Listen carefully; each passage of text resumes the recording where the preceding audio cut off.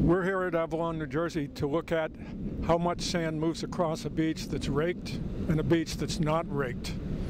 Avalon has a good management program in that they have devoted portions of their shoreline to nature, with much of the shoreline being devoted to protection for human facilities. This is the optimum site because the borough will rake the beach on cue for us. What we're looking at is what effect the rack line that you see in the distance just in front of the toe of the dune, what effect that has on sand transport across the beach and into the dune, and how a dune begins to evolve after the rack is deposited and sand is moved into that area, vegetation grows, and the dune begins to grow up where the rack line exists.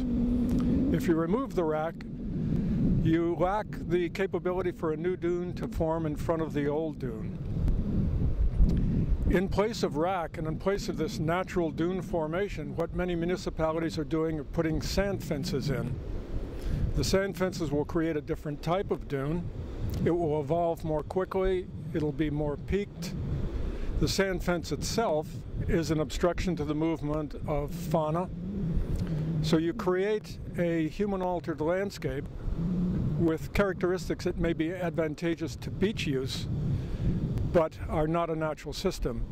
The critical thing is whether the dune that evolves naturally provides better protection for shorefront structures in addition to providing wildlife habitat.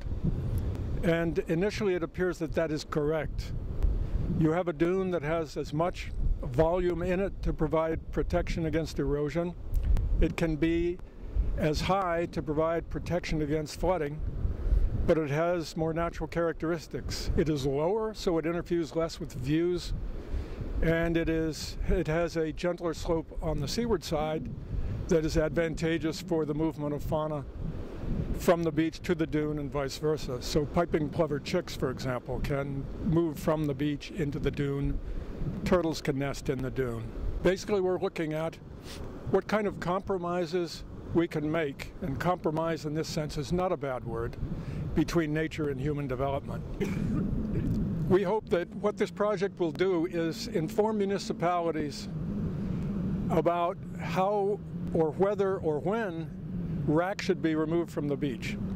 One alternative, probably the best at least, considering it now before we have our information back yet, is to not rake the beaches in any location during the winter when there are few people actually out on the beach, and allow the new dunes to form over the winter, and then rake the beach in front of the dune in the summer.